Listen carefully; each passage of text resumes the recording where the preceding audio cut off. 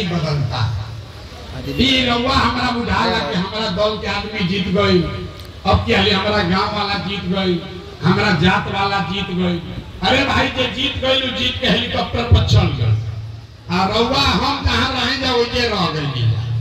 तो हमारा ये अनुभव भाई कि भाई अगर भगवान हमरा कैसन शक्ति बुद्धि देले बाड़ा कि जेकरे के सलाह देता नहीं वो जीत के राजा हो जाता, तो दल और नेता के तो बहुत सलाह दे देनी।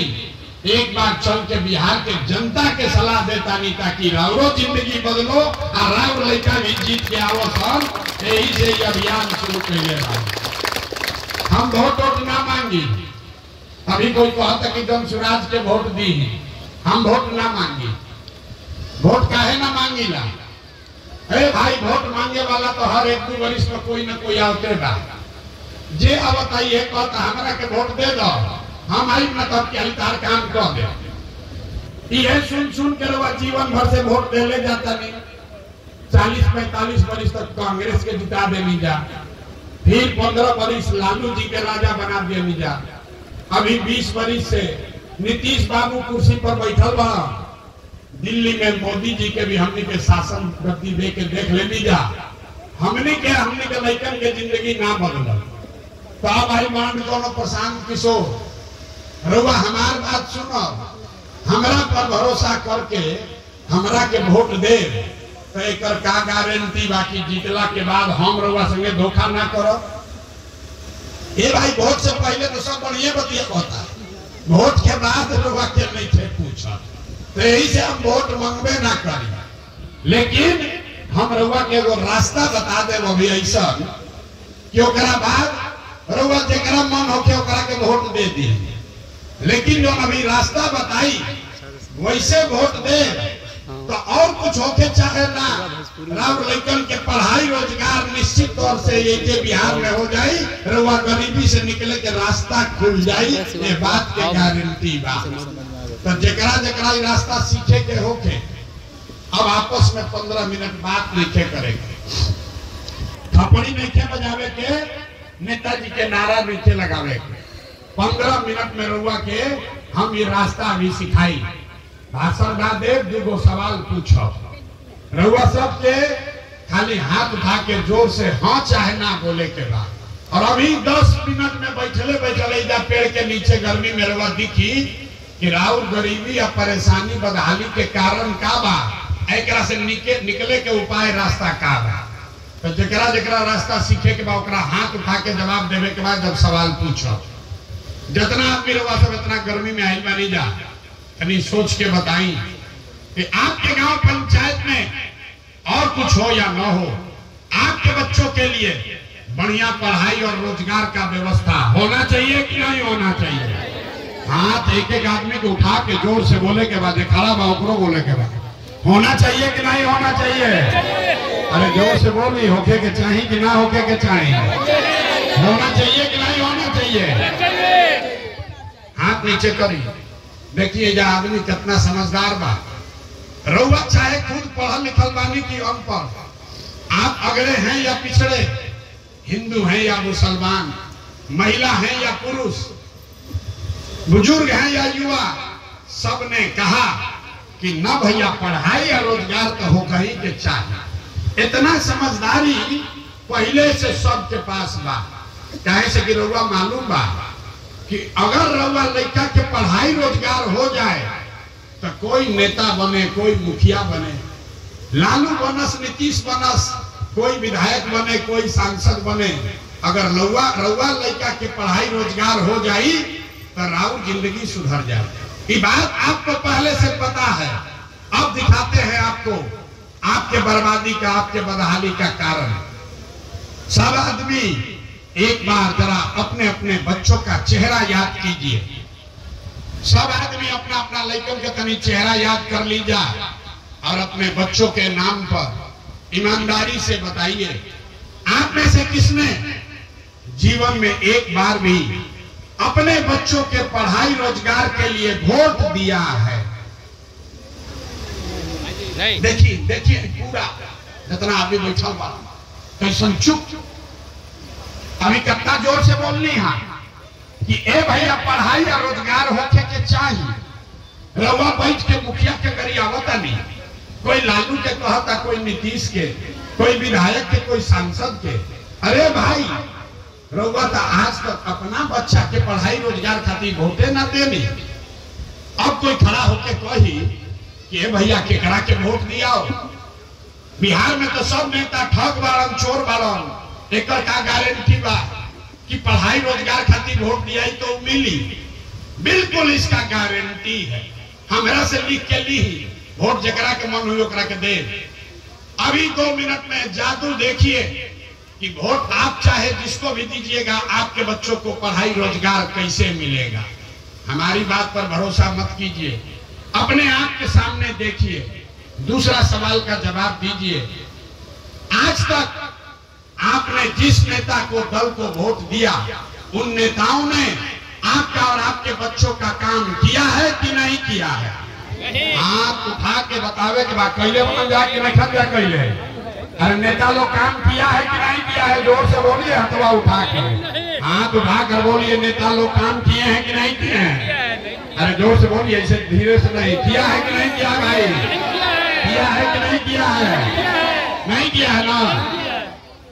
पलटिएगा मत, वीडियो में रिकॉर्ड हो गई, सब आदमी देखला। सब कोई कहल है ये भैया जकरा के वोट देनी जा, हमने के कोई काम आज तक ना करे। तो अब जादू देखिए, अब जादू देखिए कि जिस कैसे आपके बच्चे को पढ़ाई रोजगार मिलेगा। हम सही बात बोले तो जोर से हाँ बोले के बाद, और गलत बोला तो ना बोलिएगा। बात खत्म होगा, पढ़ाई रोजगार मिलेगा कैसे दिखेगा। पूरा बिहार में, महाराजगंज में, सिवान में, रुआ गांव में, इस सभा में आए हुए बहुत सारे लोगों ने 5 किलो अनाज के लालच में मोदी जी को, भाजपा को वोट दिया है। तब बिहार में चाहे जितना चोरी भ्रष्टाचार है, 1 किलो चोरी करके 4 किलो अनाज यहाँ के गरीब को मिल रहा है कि नहीं मिल रहा है? खाली हाथ नीचे लावे के, मुंह से बोले के बाद मिल रहा है कि नहीं मिल रहा है? आपने, हमने वोट दिया, हिंदू मुसलमान बन के भाजपा के लोग आकर कहा कि सब हिंदू एक हो जाओ। अयोध्या में राम जी के मंदिर बनावे के बाद तरौआ गांव में नाली गली ना बनल, स्कूल अस्पताल ना भई, ऐजा फैक्ट्री ना लागल, लेकिन रउआ वोट से अयोध्या में राम जी के मंदिर बनल बा कि नहीं थे बनल? अरे बोलिए, राम जी का मंदिर बना है कि नहीं बना है? हटो यार, हटो। आपने, हमने, कई लोगों ने वोट दिया नीतीश कुमार को। लोगों ने कहा कि भैया हमने के बिजली चाहिए, सड़क चाहिए। लालू जी के राज में बिजली पानी सड़क नहीं था, तो नीतीश के राज में, इसी बिहार में, इसी भ्रष्टाचार वाले बिहार में बिजली का बिल 2000 आए चाहे 4000, घरे घरे बिजली आया है कि नहीं आया है? अरे बिजली आया है कि नहीं आया है? आपने, हमने वोट दिया जाति के नाम पर, अपना जात के नेता के। बिहार में आदमी कहेला कि भैया हम जी ही चाहे मरी, कुछ हो के अपना जाते वाला के वोट दिया। तो रउआ जात के नेता ने आपके बच्चों के पढ़ाई रोजगार का बात नहीं किया, लेकिन जाति का बात, जाति का जनगणना घरे घर पूरा बिहार में कराया है कि नहीं कराया है? अरे जाति के गिनती भाई बा कि नहीं थे भाई? हमने, आपने वोट दिया सिलेंडर के लालच में मोदी जी को। तो सिलेंडर के दाम 800 हो चाहे 1000, घरे घरे सिलेंडर बटल बा कि नहीं थे बटल? अरे मोदी जी अपना प्रचार करता है, सिलेंडर बताए कि नहीं बताया? आपने, हमने वोट दिया मोदी जी का भाषण सुन के कि मोदी जी गुजरात में बड़ा विकास कर ले वाले। तो भैया मोदी गुजरात में तो विकास करता, पूरा देश के पैसा ले जाके गुजरात के गांव-गांव में फैक्ट्री लगावत, आ पूरा बिहार से, महाराजगंज, सिवान से राउर हमार लड़का घर के सवांग गुजरात में जाकर नौकरी मजदूरी कर रहे हैं कि नहीं कर रहे हैं? ए भाई, तो कौना बात पर वोट देनी जाते कि ना मिलल? रउआ कहनी अपना लड़कन के नाम पर कि भैया जीवन में अपना लड़कन के पढ़ाई रोजगार खातिर वोट ना देनी जाए। ये बतावे आई बानी, बोइएगा बबूल, तो आम कहाँ से खाइएगा? वोट दीजिएगा 5 किलो अनाज के लिए तो रोजगार कैसे मिली? वोट दीजिएगा मंदिर मस्जिद बनाने के लिए तो फैक्ट्री कैसे लगेगा? वोट दीजिएगा जाति के नाम पर तो आपके बच्चों के लिए पढ़ाई कहाँ से होगा? आपने 5 किलो अनाज के लिए वोट दिया, अनाज मिल रहा है। आपने मंदिर के लिए वोट दिया, मंदिर बना है। आपने सिलेंडर के लिए वोट दिया, सिलेंडर बटा है। आपने हिंदू मुसलमान के लिए वोट दिया, हिंदू मुसलमान में झगड़ा लड़ाई लागल बा। आपने जाति के लिए ना वोट दिया तो जाति के गिनती हो रहल बा। रउआ बिजली खातिर वोट देनी, बिजली घरे आ गई। रउआ गुजरात के विकास खातिर वोट देनी, गुजरात में फैक्ट्री लग गया। आपके बच्चे गुजरात में जाकर नौकर मजदूर बन गए। आपने अपने बच्चों के पढ़ाई रोजगार के लिए वोट नहीं दिया, इसलिए आपके बच्चे अनपढ़ और मजदूर बन गए। यही बताने आए, यह बतावे आई बानी कि रउआ कोई के आज तक वोट देनी लेकिन अपना लड़कन खातिर वोट ना देनी। रउआ बताई कि अगर आप अपने बच्चे का चिंता नहीं कीजिएगा तो दुनिया में राव लड़का के चिंता के करी, काहे करी? अगर आपको अपने बच्चे का चिंता नहीं है तो प्रशांत किशोर, लालू, नीतीश आपके बच्चे का चिंता क्यों करेगा? अब अभी आपको दिखाते हैं आपके बर्बादी का असली कारण। जरा हाथ उठाकर बताइए, और कुछ हो या न हो, आपको अपने बच्चों की चिंता है कि नहीं है? जरा हाथ उठाकर बताइए, झूठ नहीं क्या बोलेगा, हाथ उठाकर बोलना है। अपने बच्चों की चिंता है कि नहीं है? है? पूरा गांव झूठ बोल रहा है, सब का सब झूठ बोल रहे हैं। आपने कहा हंसिए मत, आपने कहा कि आपको आपके बच्चे का चिंता है। हम 2 बरिस पैदल चल ली, 5000 गांव में गई बनी, आज आपके गांव में आए हैं। रास्ता में अगर 100 गो बच्चा मिला है, आपके बच्चे मिले, 100 गो बच्चा मिला, आधा से ज्यादा आपके बच्चों के शरीर पर शुद्ध कपड़ा नहीं है। जितना छोटा बच्चा इधर घूम रहा देख ली, ज्यादातर बच्चों के पैर में एक गर्मी के धूप में 50 रुपया के हवाई चप्पल भी नसीब नहीं थे। ये आपके बच्चे हैं। आप कह रहे हैं कि हमको हमारे बच्चे का चिंता है। अरे भाई, राव लड़कन के शरीर पर कपड़ा नहीं थे, खाए खातिर भोजन नहीं थे, पढ़े खातिर स्कूल नहीं थे, लड़का बीमार पड़ जाता दवा डॉक्टर दवाई नहीं थे, और रउआ अपना ओकर चिंता नहीं थे। रउआ चिंता में पड़ल बानी कि लालू जी के लड़का कैसे मुख्यमंत्री बने, मोदी बनी हम कि ना बनी हम। तो राव दुर्दशा ना हो तो केकर दुर्दशा? हम गांव में चलत नहीं, हम गांव में चलत नहीं, पूछी ला के करा के वोट देनी है। आदमी कहता कि भैया मोदी के वोट दिया, गांव में भाजपा के वोट दिया, पूछी ला का है? कहता है कि मोदी जी के सीना बा भैया 56 इंच के, सब मुसलमान लोग के डरवा देलन, पाकिस्तान पर बम गिरा देले बा। देखी बिहार के लोग के दुर्दशा। ऐजा महाराजगंज के गांव में बैठ के रउआ ई समझ बा कि मोदी जी के सीना 54 इंच बा कि 56 इंच, लेकिन आपन लड़कन के खैला बगैर सीना सिकुड़ा के 15 इंच भइल बा। ई रउआ नइखे लौकत तो राउर लड़का ना भोगी तो के भोगी? रउआ बताई हमरा, कौन भोगेगा? बच्चों की चिंता क्या होती है अगर एक बार सीखे के बाद तो देखी लालू जी के अपना लड़कन के चिंता बा। लालू जी के लड़का 9वां क्लास पास नहीं कैले, लालू का लड़का 9वां पास नहीं किया है, लेकिन लालू जी को चिंता है कि हमारा लड़का बिहार का राजा बने। इनमें कोनो गलती भी नहीं थे। हम ये बात कही तो लोग के बुझाता कि हम लालू की शिकायत करता नहीं। अरे नहीं, हम तो लालू जी के तारीफ कर रहे हैं। लालू जी इतना अच्छा बाप है, लड़का 9वां नहीं पास है लेकिन चाहते हैं कि बिहार का राजा बने।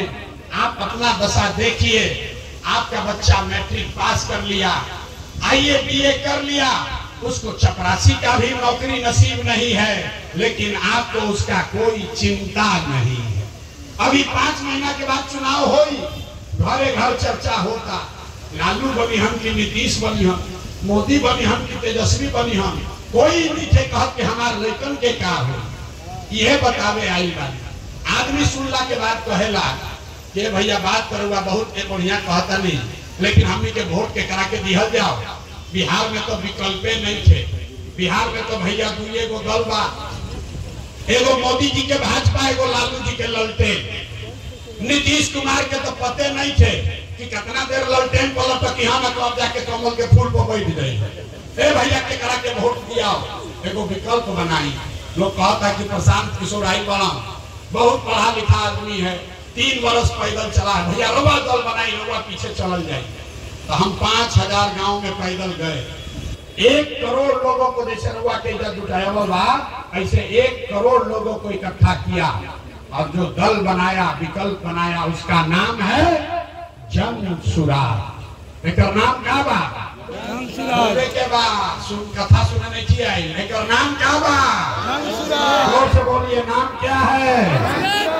नाम क्या है? जन सुराज का मतलब क्या है? सुराज मतलब सुंदर राज। केकर सुंदर राज? रउआ तो लालू के राज देख लेनी, नीतीश के राज देख लेनी, मोदी के राज देख लेनी, कांग्रेस के राज देख लेनी, अब प्रशांत किशोर के राज देखो तो ठीक ठगाए।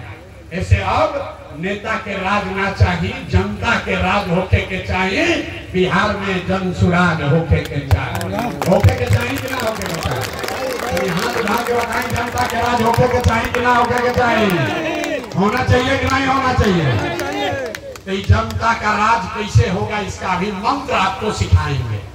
बस अब बहुत गर्मी लग गई, 10 मिनट और। अब मंत्र सीख कर जाइए कि कैसे आपका राज बनेगा, आपका गरीबी खत्म कैसे होगा। पहला मंत्र, इस बार संकल्प लीजिए, जिन नेताओं ने आपको लूटा है, जिन नेताओं ने बिहार को लूटा है, आपके बच्चों को अनपढ़ मजदूर बनाया है, चाहे आपके जाति का है या धर्म का, आपके गांव का है या दल का, उस नेता को हम लोगों को वोट नहीं देना है। तो हाथ उठाकर संकल्प लीजिए और बताइए कि जिन नेताओं ने बिहार को लूटा है उसको वोट दीजिएगा कि नहीं दीजिएगा? जोर से बोले के बाद झूठ नहीं बोले, हाथ उठाकर बोलना है। कितना मैंने कम उठाओ, सब झूठ बोले, हम बोला हम देखिए। हाथ उठाकर बोलिए, जिन नेताओं ने बिहार को लूटा है उसको वोट देना है कि नहीं देना है? जोर से बोलिए, देना है कि नहीं देना है? देना है कि नहीं देना है? आपके जाति का है तो दीजिएगा कि नहीं दीजिएगा? आपके जात का है तो दीजिएगा कि नहीं दीजिएगा? हिंदू मुसलमान करेगा तो दीजिएगा कि नहीं दीजिएगा? 2000 रुपया दी हम तो देव कि ना दे? जोर से बोली, 2000 रुपया दी हम तो देव कि ना दे? अरे भाई पूरा सीख लीजिए, 2000 रुपया देगा, 1000 रुपया देगा तो पैसा लेना है। पैसा लेना है पहले सीख लीजिए, फिर नहीं तो ठगा जाइएगा। पैसा क्यों लेना है समझिए। आप बताइए, 5 वर्ष में राशन कार्ड बनाने में आपसे घूस लिया है कि नहीं लिया? अरे मुंह से बोलिए, घूस लिया है कि नहीं लिया? जाति प्रमाण पत्र बनावे में घूस लागल बा कि नहीं लागल? नली गली बनावे खातिर पैसा मांगत हम कि नहीं मांगा? घरे घर शराब बिकता कि नहीं बिकता? महिला लोग बोले, पुरुष नहीं बोले, खाली महिला लोग बोलेगा। शराब बिक रहा है कि नहीं बिक रहा है? शराब बिक रहा है कि नहीं बिक रहा है? जमीन के दाखिल खारिज में पैसा लागल बा कि नहीं लागल? जमीन के रसीद काटे में पैसा लागत कि नहीं लागत? लागत है ना? तो हमनिए के पैसा 5 बरिस लूटले बड़ा साहब, अब वोटवा के समय आके 1000 रुपया देगा तो पैसा ले लेना है। पैसा आप ही का है, वापस लेना है। लेने के बाद अब असली मंत्र याद रखना है। इस बार जब वोट देने जाइए तो किसी नेता को नहीं, किसी दल को नहीं, जाति को नहीं, नाली गली के लिए नहीं, 5 किलो अनाज के लिए नहीं, हिंदू मुसलमान के लिए नहीं, मंदिर मस्जिद के लिए नहीं, लालू नीतीश मोदी के लिए नहीं। एक बार वोट, एक संकल्प लीजिए, इस बार वोट अपने अपने बच्चों के लिए देना है, अपने बच्चों के पढ़ाई या रोजगार के लिए देना है। हाथ उठाकर संकल्प लीजिए, अपने बच्चों के लिए वोट देना है कि नहीं देना है? जोर से बोलिए, अपना बच्चा बोली, अपने बच्चों के लिए वोट देना है कि नहीं देना है? देना है कि नहीं देना है? अपना लड़कन खाती की नेता का लड़कन खाती, अपना लड़कन खाती की लालू का लड़का खाती? जोर से बोलिए, अपने लड़कों के लिए कि लालू के लड़के के लिए? बच्चों के लिए ना आदमी कहता है भैया एकरा से का हो, हम समझावता नहीं, देखी कैसे रहा दिखी कि का हो। आपने मोदी का चेहरा देखकर वोट दिया तो चाय बेचने वाले मोदी देश के राजा हो गए। आपने लालू का चेहरा देखकर वोट दिया तो भैंस चराने वाले लालू यादव 20-30 वर्ष से बिहार के राजा हैं। रउआ नीतीश के चेहरा देख के वोट देनी तो 20 वर्ष से वैद का लड़का नीतीश कुमार आप पर शासन कर रहे हैं। एक बार अपना भाई अपना बेटा प्रशांत किशोर का बात मानिए, एक बार अपने बच्चों का चेहरा देखकर वोट दीजिए। आपके वोट में इतना ताकत है, आपका बच्चा भी बेरोजगार नहीं रहेगा, ये आपके वोट में ताकत है। लेकिन ईमानदारी से अपना लइकन खातिर वोट देवे के बाद अगर आपने झूठा संकल्प नहीं लिया है तो लिख लीजिए, इस बार जब दिवाली और छठ मनाइएगा, अब अंतिम बात, इस बार जब दिवाली और छठ मनाइएगा तो आपके जीवन का, बिहार के बदहाली का, आपके गरीबी का ये अंतिम दिवाली और छठ होगा। क्यों? क्योंकि छठ के बाद जब राउर जनता के राज बनी तो 3 गो संकल्प बा। पहला संकल्प, नाली गली बनस चाहे मत बनस, स्कूल अस्पताल जब सुधरी तब सुधरी, लेकिन साल भर के अंदर याद रखिए, अपना अपना आंचल में बांध लीजिए, साल भर के अंदर जितना रहुआ घर के सामान गई बारन बाहर मजदूरी करे, जो बाल बच्चे आपके पढ़ लिख कर बेरोजगार बैठे हैं उसको सरकारी नौकरी हो चाहे न हो, लेकिन सभी के लिए कम से कम 10 से 12 हजार रुपया के रोजी रोजगार का व्यवस्था यहीं पर सिवान में, छपरा में, बिहार में करके दे दिया जाएगा। होके के चाहिए कि ना होके के चाहिए? जोर से बोले के बाद भाई जाके नेता मुंह से आवाजों में बोलिए, होना चाहिए कि नहीं होना चाहिए? होना चाहिए कि नहीं होना चाहिए? तैजा से जब घरे जाई तो अपना सवान के फोन कर दी, अब की हाली जब छठ में घरे आईबा, अब की हाली जब छठ में घरे आईबा तो 10-12 हजार रुपया के मजदूरी खातिर घर द्वार छोड़ के बाहरी जाए ना पड़ी, बिहारे में कर उपाय अब की हाली हो जाए।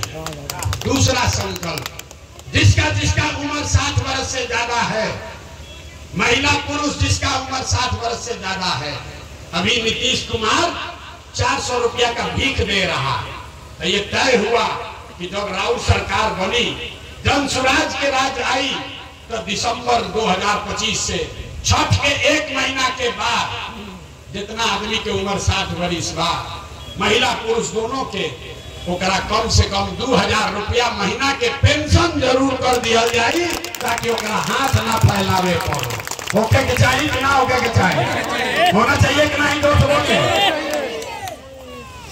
घर के युवा के सामान के 10-12 हजार के रोजगार मिल जाए, बूढ़ आदमी के 2000 पेंशन मिले लगी, ऐसे जीवन ना सुधरी।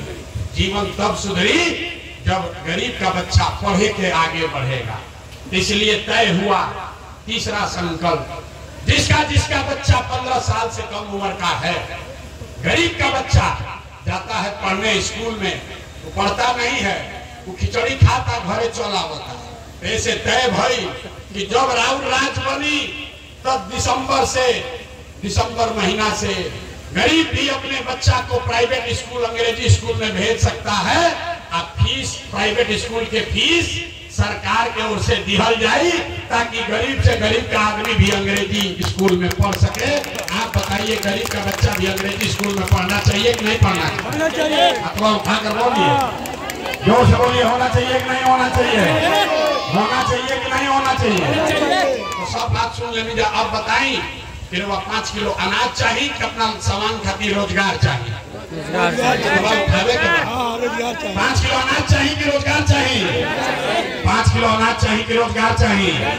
अपना लड़कन खातिर बढ़िया पढ़ाई चाहिए कि अपना जात के नेता चाहिए? जात चाहिए कि पढ़ाई चाहिए? अरे पढ़ाई चाहिए कि जात चाहिए? पढ़ाई चाहिए। लालू नीतीश मोदी का राज चाहिए कि जनता का राज चाहिए? ना, जकरा लालू चाहिए लालू बोलो, जकरा मोदी चाहिए मोदी बोलो। भाई झूठ मत बोलिए, पकड़ा जाइएगा। फिर सोच कर बोलिए, लालू नीतीश मोदी का राज की जनता का राज। बिहार का आदमी ना सुधरिए, बहुत आदमी हथवा नीचे खाइए, हम काहे बोली, हम तो मुर्गा भात खाइए के वोट दे, ना सुधरो, अभी ना सुधरिए नहीं जाके आदमी, अभी कुछ आए बाकी बा। फिर से पूछ रहा अंतिम बार, लालू नीतीश मोदी का राज की जनता का राज। जनता का राज अगर चाहिए तो एक के संकल्प है, अगली बार वोट नेता को नहीं, नेता को नहीं, किसी जात को नहीं, हिंदू मुसलमान को नहीं, अगली बार वोट नाली गली के लिए नहीं, मंदिर मस्जिद के लिए नहीं, 5 किलो अनाज के लिए नहीं, अगली बार वोट अपने अपने बच्चों के पढ़ाई और रोजगार के लिए देना है। होना चाहिए कि नहीं होना चाहिए? चाहिए ना। इतना देर सुनला के बाद आदमी कहता है भैया